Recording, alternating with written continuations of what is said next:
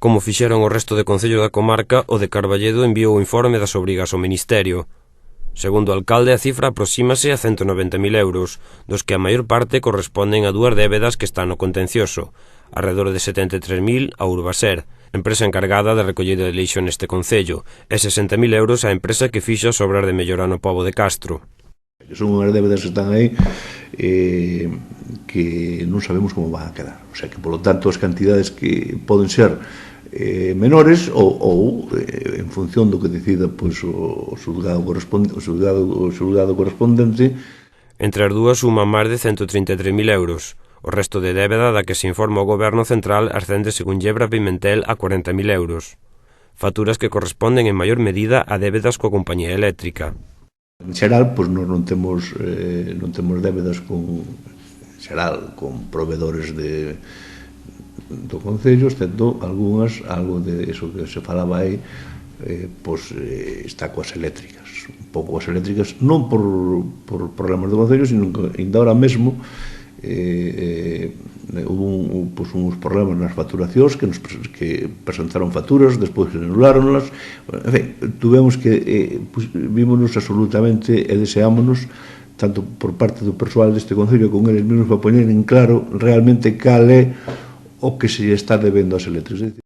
O resto de débeda corresponde a pequenos acreedores que, segundo o alcalde, o informe reflite a totalidade das mesmas. O crédito do Goberno Central suporá para o Concello 15.000 euros ao ano de amortización de débeda. Poñéndonos no peor dos casos, en que estas sentencias que temos pendentes foran desfavorables ao Concello, pois significaría do orden de 15.000 euros anuais.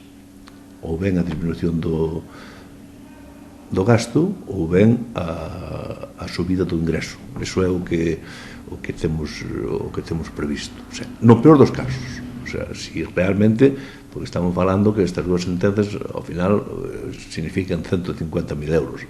Nos casos en que foran negativos, esperemos que non sexa así, vamos. A maiores, o Concello de Carballedo conta con outros créditos solicitados con anterioridade. Precisamente, un dos que ten é para financiar esa obra que se fixo en Castro de Carballedo e algún outro que se pediu para comprar os terrenos do centro de saúde. E, bueno, pouco máis. Son os préstamos que se contemplan lóxicamente nos orzamentos anuais e que, bueno, teñen unha repercusión baixa nas contas xerais do Concello. Amortizacións que se xuntarán a desta nova petición de financiamento e que Carballedo non terá problema en pagar se se manteñen as aportacións tanto da Administración Autonómica como da Central. O Concello perde ingresos tanto por parte da Administración Central como por parte da Administración Autonómica, evidentemente. Se iso é así, claro, podía ter problemas. E, lóxicamente, todos os demais.